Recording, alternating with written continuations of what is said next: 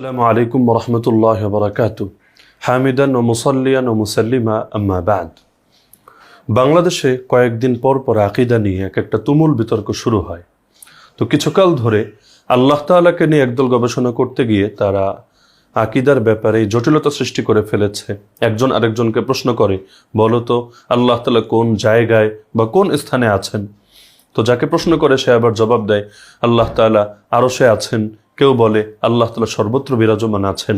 এই ব্যাপারে বাস্তবতা কি, আজ আমরা সেটা স্পষ্ট করব ইনশাআল্লাহ। প্রথমে এই বিষয়টা মাথায় গেঁথে রাখুন, স্রষ্টা কখনো সৃষ্টির ভেতরে থাকেন না। স্রষ্টা সৃষ্টির ভেতরে অবস্থান করেন বা অবতারিত হন, এই আকীদাকে বলা হয় হুলুলি আকীদা।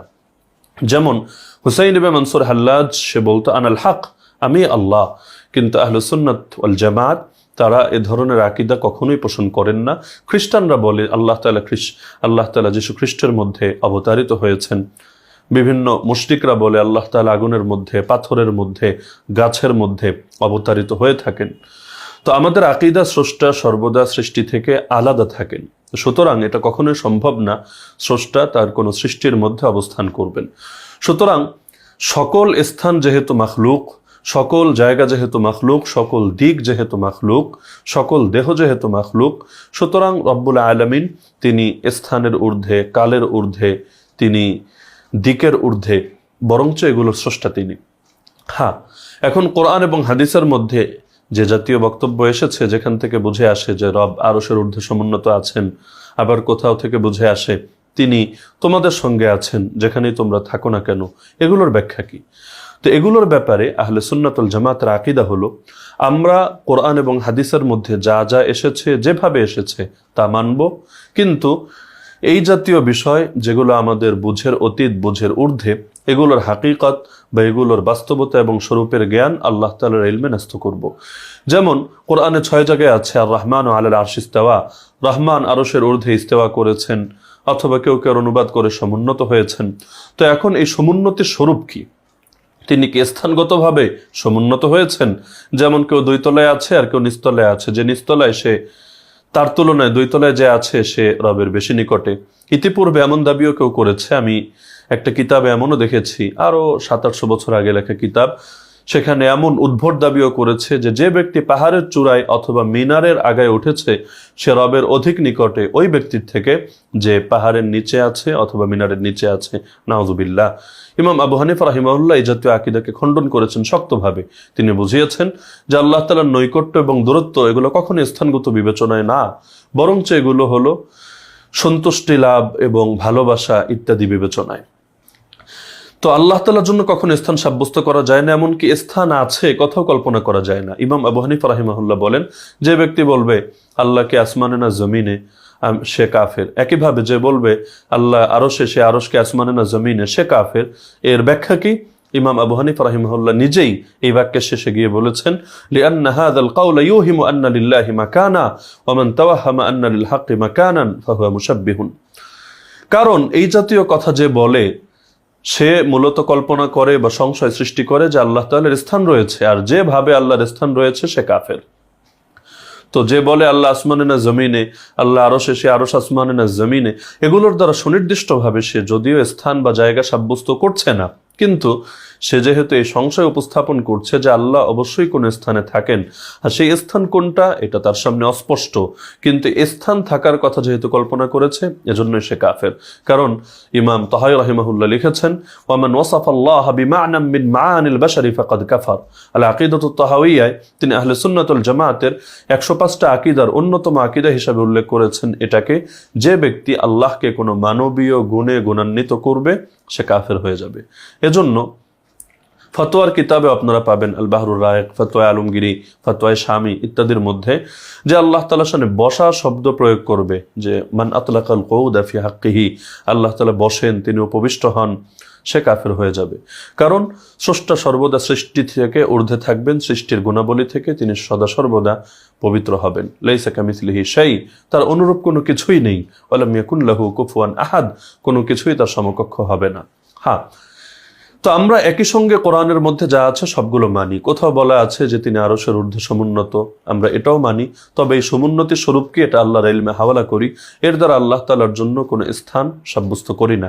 একইভাবে কোথাও বলা আছে আসমানে, তো আসমান আর আরশ তো আলাদা। আরশের সামনে আসমান তো কিছুই না। আরশ হলো সৃষ্টির ছাদ, যা আসমান এবং জমিন সবকিছুর ঊর্ধ্বে। তো এখন আরশে আর আসমানে দুটো কথাও তো এক না, কিন্তু আমরা দুটো একসঙ্গেই মানছি। এবং এখানে আসমান মানে আসমান নামক জায়গা আমরা বুঝছি না, কারণ কুল্লু মা আলাকা ফাহুয়া সামাউন, যা কিছু ঊর্ধ্বে সেটাকে আরবিতে সামাউন বলা হয়। তো কোরআনের শব্দ হলো সামাউন, হাদিসের শব্দ হলো সামাউন। সামাউনের অনুবাদ যদিও করা হয় আকাশে বা আসমানে, কিন্তু এর হাকিকি বা প্রকৃত অনুবাদ হবে ঊর্ধ্বে। তোমরা কি সেই সত্তার উপর ঈমান রাখো যে সত্তা ঊর্ধ্বে? তো সত্য তো অবশ্যই ঊর্ধ্বে থাকবেন। ঊর্ধ্বতা এবং উচ্চতা এটা তো অবশ্যই তার শান হবে। তার নামই তো আল আলী আল মুতাআলি, যেমন কোরআনে আছে ওহুয়াল আলিউল কাবীর। তো আলী মানে যিনি সমুন্নত, যিনি সুউচ্চ। তো স্রষ্টা তো অবশ্যই সুউচ্চ, কিন্তু এই সুউচ্চ মানে স্থানগত বা জায়গাগত সুউচ্চ না, এটাও ব্যাখ্যা, এটাও তাওয়িল। তো স্থান বা জায়গা এ সমস্ত ব্যাখ্যা না করে ইলম আল্লাহর হাওলা করতে হবে আমাদের ইমামরা এবং কাছাকাছি সময়ের বরেণ্য বুজুর্গরাও, যেমন মুজাদ্দিদ আল ফিসানি রাহমাতুল্লাহি আলাইহি, তিনিও লিখে গিয়েছেন যে একই সঙ্গে আমরা মানি আল্লাহ সবকিছুর ঊর্ধ্বে, আবার তিনি সবার নিকটে, সবার সঙ্গে সবকিছুকে তিনি পরিব্যাপ্ত করে আছেন। যেমন কোরআনে আছে আলা ইন্নাহু বিকুল্লি শাইইন মুহীত, তিনি প্রতিটা জিনিসকে পরিবেষ্টন করে রেখেছেন। ওয়া হুয়া মাআকুম আইনামা কুনতুম, তিনি তোমাদের সঙ্গে আছেন যেখানেই তোমরা থাকো না কেন। আমরা এগুলোরও ব্যাখ্যায় যাই না। একইভাবে তিনি সবকিছুর ঊর্ধ্বে, এই ঊর্ধ্বতার স্বরূপ কি, সমুন্নতির স্বরূপ কি, এর নিগুড় ব্যাখ্যা আমরা ডুব দেই না। এগুলো আমাদের কাজ না, আমাদের জ্ঞান এগুলো কখনোই অনুধাবন করতে সক্ষম না। এ কারণে ইমাম তাহাউই রাহিমাহুল্লাহ তার আল আকিদাতুত তাহাউইয়ায় সুন্দরভাবে আকীদা তুলে ধরেছেন। তিনি বলেন আহলে সুন্নাত ওয়াল জামাতের আকীদা হলো মুহীতুন বিকুল্লি শাইইন ওয়া ফাওকা, আল্লাহ তাআলা তিনি প্রতিটা জিনিসকে পরিবেষ্টন করে আছেন এবং সব কিছুর ঊর্ধ্বে আছেন। তো একই সঙ্গে দুটো বিষয় মেনে নেওয়া, এটাই আমাদের শান, এটাই আমাদের বৈশিষ্ট্য। একইভাবে আল আকিদাতুল হাসানা যা রচনা করেছেন ইমাম শাহ ওলিউল্লাহ দেহলভী রাহমাতুল্লাহি আলাইহি, তিনিও লিখেছেন ওয়া হুয়া ফাওকাল আরশ লা বিমানা তাহাইয়ুজ ওয়াল জিহা, আল্লাহ আরশের ঊর্ধ্বে, কিন্তু এর অর্থ এটা নয় লা বিমানা তাহাইয়ুজ ওয়াল জিহা, এর অর্থ এটা নয় যে তিনি কোনো স্থান ধারণ করে আছেন অথবা কোনো দিকে আছেন, বরঞ্চ এর অর্থ কি সেটা আল্লাহ তাআলাই ভালো জানেন। তো আহলে সুন্নাত ওয়াল জামাতের আকীদা হলো কোরআন এবং সুন্নাহর মধ্যে যে বিষয়গুলো স্পষ্টভাবে এসেছে সেগুলো স্পষ্টভাবেই মানতে হবে, আর যেগুলো অস্পষ্টভাবে এসেছে সেটা অস্পষ্টভাবেই মানতে হবে। যেমন তাকদীর, যেমন রবের এই জাতীয় কথাগুলো যেগুলো কোরআন এবং হাদিসের মধ্যে এসেছে। তো আমরা আল্লাহ তাআলার প্রতিটা আয়াতের উপর ঈমান রাখি, রাসূলুল্লাহ সাল্লাল্লাহু আলাইহি ওয়াসাল্লামের প্রতিটা সহিহ হাদিসের উপর ঈমান রাখি, কিন্তু এর এমন কোনো ব্যাখ্যা করি না যার দ্বারা মানব জাতির সঙ্গে বা সৃষ্টির সঙ্গে স্রষ্টার সাদৃশ্য প্রতিষ্ঠা হয় অথবা যার দ্বারা স্রষ্টার শান লঙ্ঘন হয়।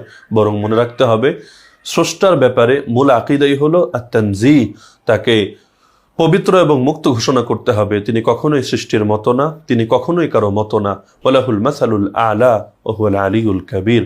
আল্লাহ তাআলা আমাদের সবাইকে এই সূক্ষ্ম বিষয়গুলো গভীরভাবে বোঝার তৌফিক দান করুন।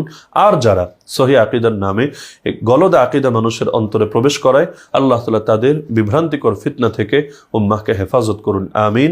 ওয়া মা আলাইনা ইল্লাল বালাগুল মুবিন ওয়া আখিরু দাওয়ানা আনিল হামদুলিল্লাহি রাব্বিল আলামিন।